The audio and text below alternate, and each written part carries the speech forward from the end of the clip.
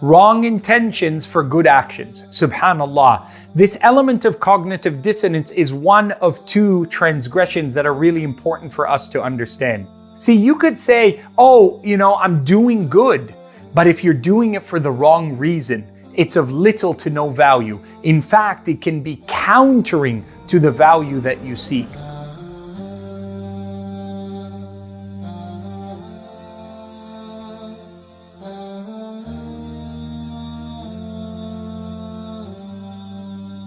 Allah subhanahu wa ta'ala is tayyib, is the source of all good. وَلَا يَقْبَلُ إِلَّا طَيِّبًا. And He only accepts that which is good, that which is sincere, and that which is seeking Him with your intent in worship, in love, in fear, and hope of Him subhanahu wa ta'ala. It's not enough to do a good deed if your heart is not targeting, seeking, yearning for Allah's pleasure, fearing and hopeful to be escaping of Allah's punishment and wrath. And yes, as believers, we speak of Allah's ridwan and also of Allah's ghadab, of Allah's contentment and pleasure with us, and of Allah's wrath and anger. We are a people who understand that there's a balance of doing good, seeking good for it, and doing good, but we can be from those who want to escape evil as a consequence of it.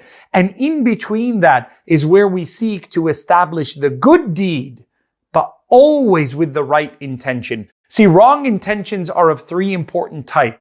The first type is to be seen. Allah subhanahu wa ta'ala warns us, يُرَاءُونَ النَّاسِ. Somebody might stand up to pray. They pray just a little bit better because others are observing them. Their prayer is there, but it's hollow. At the end of it, has received little to no reward. The Prophet ﷺ said, رُبَّ رَجُلٍ, perhaps a person will stand up and pray and they will only get نِصْفُهَا أو رُبْعُهَا أو عُشْرُهَا. They only get half of its reward or a quarter or even a tenth, because at the end of it, it wasn't for Allah on the inside, it was just done on the outside. Another important way that intentions can be done and has been polluted and done with the wrong intentions is that we are seeking to please Allah, but we are seeking to please others more than Allah. So yes, you're worshiping Allah and you did your salah, but it's more because you want your parents to acknowledge that you did it. It's you want your parents to reward you in one way or another. You want other people to know and make known that you have accomplished this or done this.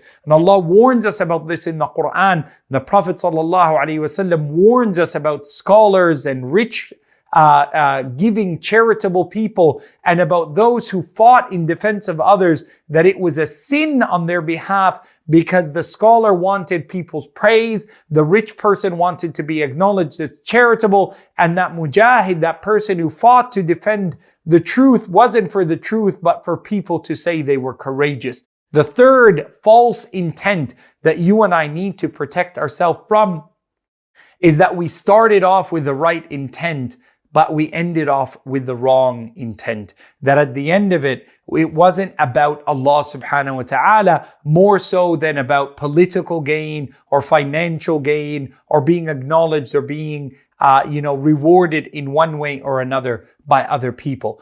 Don't ever assume that because you're doing something good, that its reward is intact if your intentions are not solely for Allah.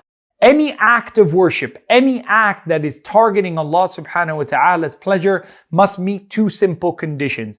It must be sincere, complete in its ikhlas. And the word ikhlas means freeing everything and everyone from it except Allah. And number two, that it must meet the tradition, the sunnah, the habit, the lifestyle of the Prophet Muhammad sallallahu alaihi wasallam. It must be taught to us by him, shown to us, and its roots must be taken from his action. We don't invent things along the way and claim that they will be accepted if there isn't evidence from his life sallallahu alaihi wasallam. وَأُمِرْتُ لِأَنْ أَكُونَ أَوَّلَ الْمُؤْمِنِينَ. I've been ordered to worship Allah مُخْلِصًا لَهُ الدِّينَ. Allah subhanahu wa ta'ala commands the Prophet to tell us to have ikhlas and to be from those who do it with submission to Allah subhanahu wa ta'ala. May Allah free our hearts of attachments to other than Him and allow us to continue doing good deeds that are seeking Him subhanahu wa ta'ala.